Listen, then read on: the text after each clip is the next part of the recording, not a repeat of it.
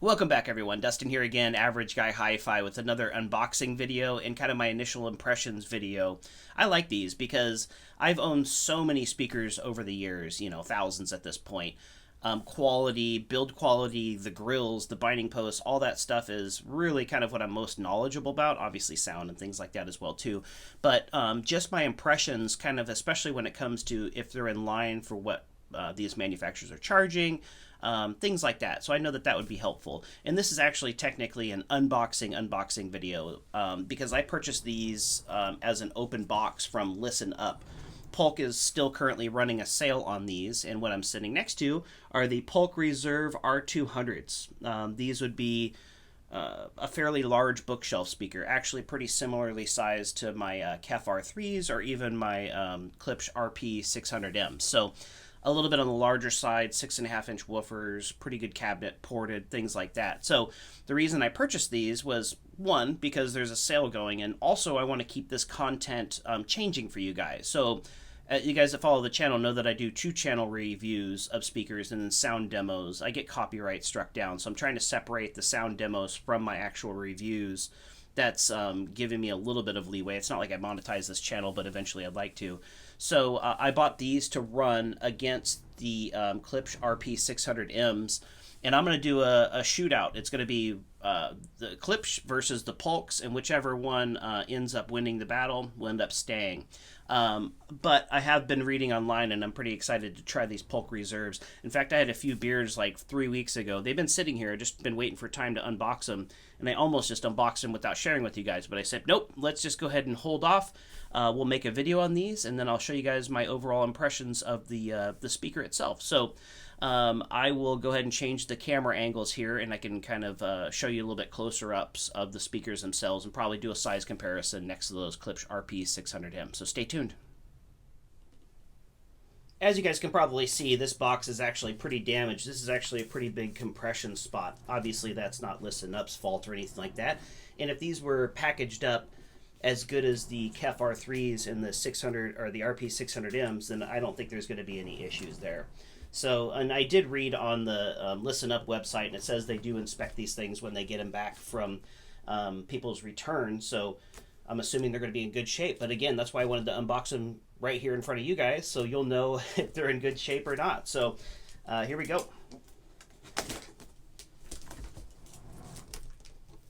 And again, I'm a gearhead when it comes to this stuff, and people that watch videos like this are probably in the same boat as I am. So I was really excited to make this video. I've also got a couple other things going on. I need to make a rel video for my Predator 1508s. I actually sold one of them off, so now I just have one, but I want to make a video on that subwoofer. Okay, here we go. Looks like a really beefy owner's manual here. Oh, it looks like it's for all of them. So the R500, the R600, and the R700, 300, 350, R400, R100, and these, the R200s. So there you go. Pretty thick, actually. Okay, we got the styrofoam. It does look like the styrofoam's kind of cracked in the middle there, but not that big of a deal. At least if the speakers are fine, it's not. A little bit of an awkward angle like all unboxing videos, especially when you're in a tiny place like I am, but what I'll do is I'll pull them out of the box and then I'll unwrap them at a better angle here. I always think this is a nice touch. You know, when manufacturers supply these bags basically to protect the finish.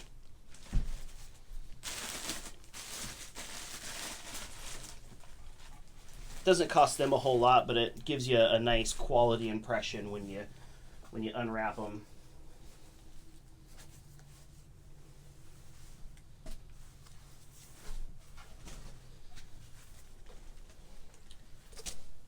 Okay, again, you're seeing this for the first time like I am here. Right now, I don't see any damage at all. I could probably use a little Windex just due to the packaging on them. Let's make sure the... There's a close-up of the grill. Again, I really like the style of these. Decided to go white. I got those white Kanto stands in the background there that these are going to sit on, or the RP600Ms are going to sit on. There we go. There's the 6.5-inch turbine woofer, and then there is the kind of the famous Polk. Oh, it does look like there is a little bend to the waveguide. I don't know if I can even show that to you. I don't know if that's picking up or not. Very minor bend there, but I don't know. I'll probably do a little more research on that. Otherwise, the cabinets are in fantastic shape. Binding posts. They got that kind of rear port there. There's one.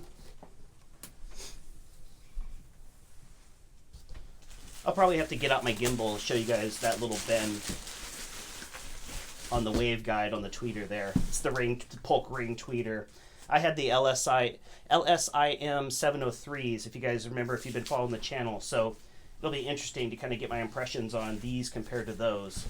Those are higher up the food chain than these are technically, but we'll see how they sound.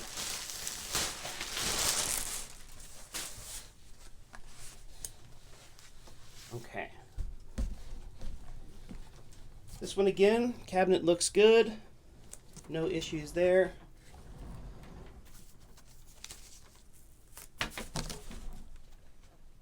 And this waveguide actually looks like it's just fine. Nice and straight. Okay, now I'll set these down and show you guys some close-ups here. Okay, now I got them unboxed fully, was taking a look at them. They even have like the Polk cover to cover over the Polk logo there. They're in really good shape. The only thing that I did notice was that that little cone waveguide had a little bit of a bend on the end of it. So I'm not even sure. I might just try to mess with it and see if I can just kind of bend it back.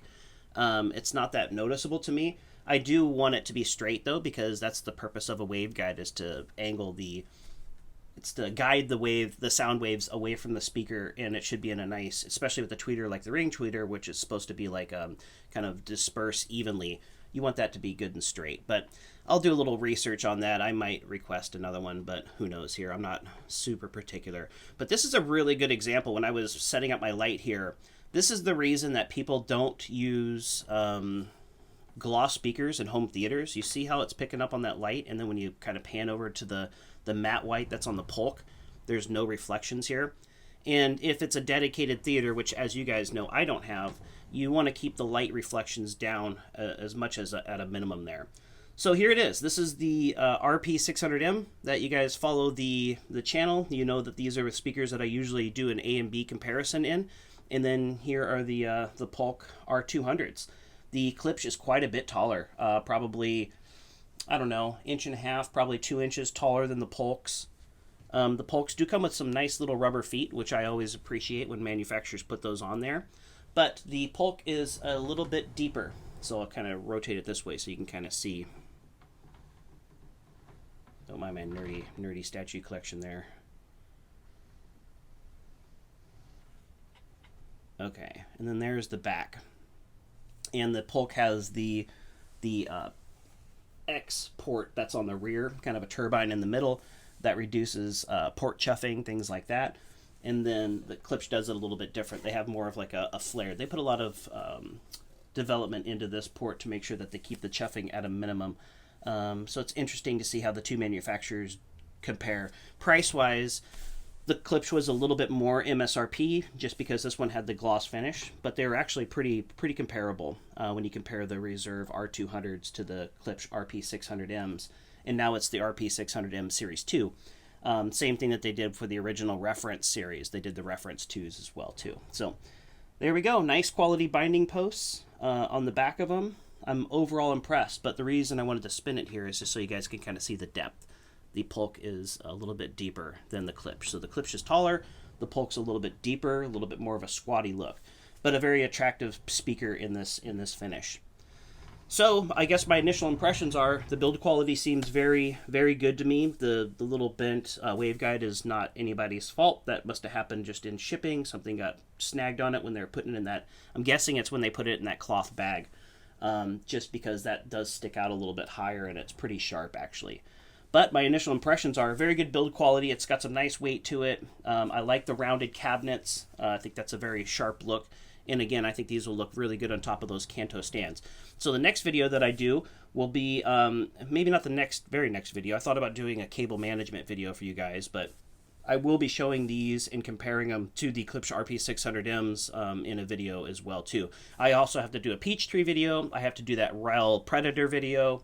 And I picked up, again, another new LCR. So that's why these KEF R3s are in 2-channel duty with that new Peachtree. So I do have a lot of content here, and I'm slowing it down a little bit at work, so my video production should be picking up here. But anyway, hope you guys enjoyed this unboxing video. Stay tuned if you want to figure out my impressions of this speaker. But so far, very impressed. Way to go, Polk.